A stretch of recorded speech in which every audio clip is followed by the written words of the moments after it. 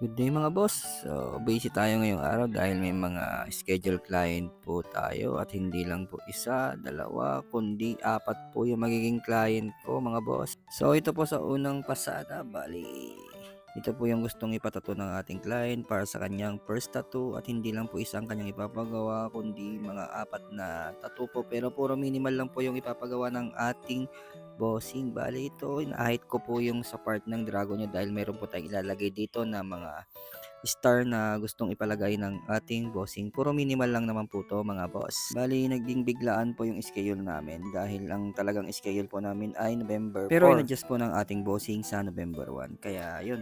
Bali, natapos ko na po yung una nating client at ito na po yung sumunod, yung brother po ng ating bossing. Bali, ang request po ng brother ng ating bossing ay isang Polynesian na magpapaikot po sa kanyang braso. Bali, ito na po, natapos na po yung design na kanyang pinagawa at super satisfied naman po ang ating boss.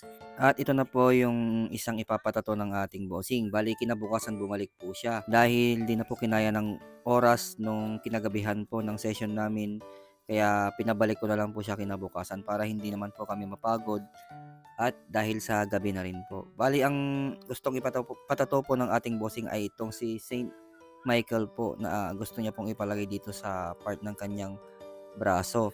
At nagpa-edit po pala ang ating bossing na pinalagyan din po niya ng 3 star in the sun na kanya pong inirequest. Yan. Bali, ang tirada po na ginawa ko dito sa design ng ating bossing ay isang pointillism at talaga naman na napaka-details po nitong ginawa at naisip kong gawin na tirada sa ating bossing. Bali, isang needle lang po yung ginamit ko dito, 3RL lang po. All the way na po yan mga boss. At 4.0 stroke po yung ginamit ko ditong stroke.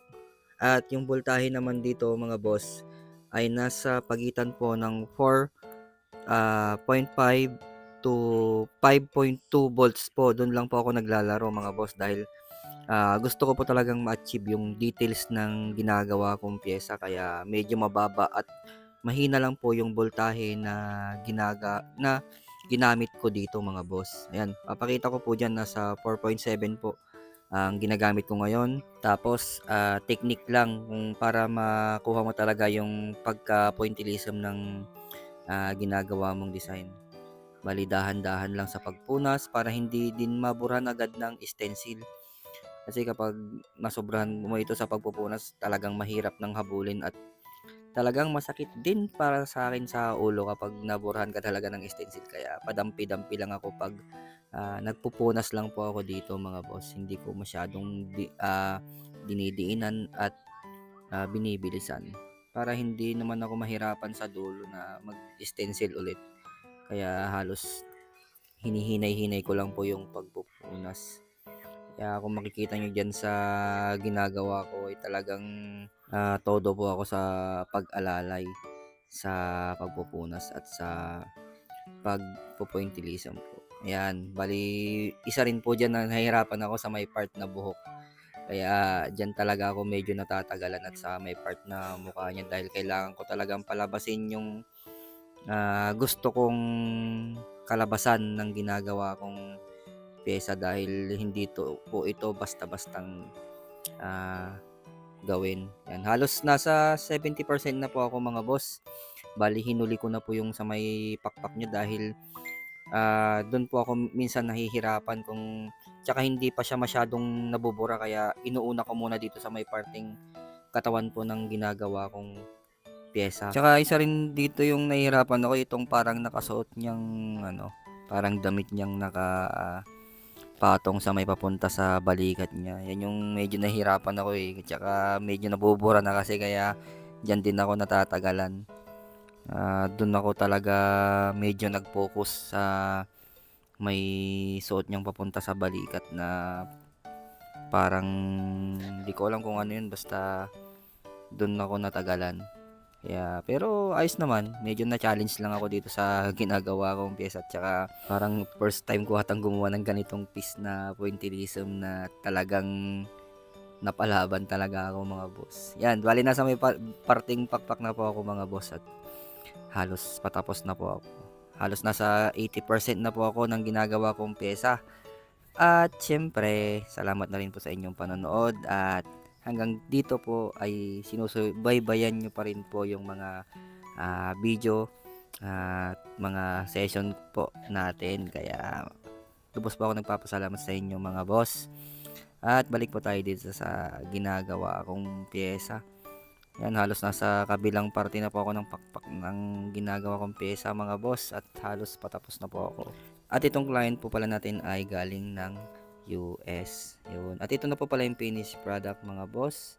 Bali, inabot po ako dito ng halos 5 oras. Yan, bali 5 oras po akong inabot dito sa design ng ating bossing. At nagpahabol po yung kanyang kapatid ng armband sa may paa po niya ito pinalagay. At ito na po, papalang na po yung ating bossing, mga bossing. At babalik na naman po sila kinabukasan para yung ate naman po ng ating boss dahil pauwi na rin po sila papuntang Amerika. At time check, 11 na po ng gabi at mayroon po tayong humabol na client. Yan po si ate, bali humabol po siya at alam nyo na, kahit pagod na po tayo at siyempre kaya ko pa naman, ay wala po tayong papalampasin na client kahit anong oras pa yan. Banat lang ng banat hanggat kaya. Pero siyempre, hindi rin maganda yon sa kalusugan. Kaya pag hindi mo na kaya, ay magpahinga ka na lang muna. Pero siyempre sa akin naman, ay kayang-kaya ko pa. Naman dahil nabitin pa ako sa tattoo ng ating mga boss. Kaya nung humabol po si ate ay agad-agad po akong gumawa ng schedule niya ngayong gabi. At alam nyo ba na 11 na po ng gabi nito kaya medyo gabi na po talaga. At hindi lang po isang ipapagawa ng ating madam kundi dalawang design po kaya mapapalaban po talaga ako. At ang work po talaga ang work po ng ating madam ay isang chef po sa isang hindi ko alam restaurant po siguro. At ito po yung gusto niyang ipalagay. Bali, meron pa siyang isang design na gustong ipagawa. At yun po ay yung Chinese na hindi ko alam kung anong meaning basta yun. At yan, bali na-edit ko na po yung design ng ating madam. At ito po, sa unang session po namin ay ito muna pong nasa kanyang braso, yung kanyang ipapagawa. At ito na po pala yung finished product mga boss. O diba, napakabilis lang. Bali, hindi ko na po pala binidyoan ng matagal dahil alam nyo na masyado nang mahaba itong video. At saka, skip ko na lang po. Yan, bali dito na po yung susunod na tattoo ng ating madam. Bali, gusto niya pong ipalagay sa kanyang paa. At ito, mag-start na po kami. At ito naman po yung design niya, yung kaninang ini-edit ko, yung parang pang chef na design ba. Yan yung tattoo, may meaning. Kung ano yung profession mo, yun ang ipapagawa mo. At ito na pa pala yung finished product mga boss. O, di ba? Napakabilis lang. Halos ilang segundo lang tapos na. O, di ba? Napaka-solid. Napakatibay po ng ating madam. At ito na po, kinabukasan na po at bumalik na po yung ng ating bossing.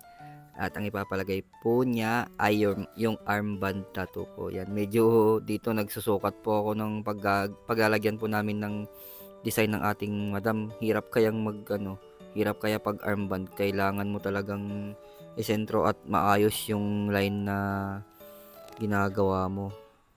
Kaya medyo nahirapan po ako sa pag-armband sa design ng ating madam. Bali, habang hinihintay po namin yun ay nagpalagay po ng maliit na tattoo yung ating madam. Nag-request po siya ng maliit na minimal tattoo sa kanyang paa dahil mabilis lang naman ito. Kaya ito muna po yung inuna namin habang hinihintay po namin na magnam po yung nilagay naming nabbing cream dun sa may part na paglalagyan ng armband tattoo ng ating madam.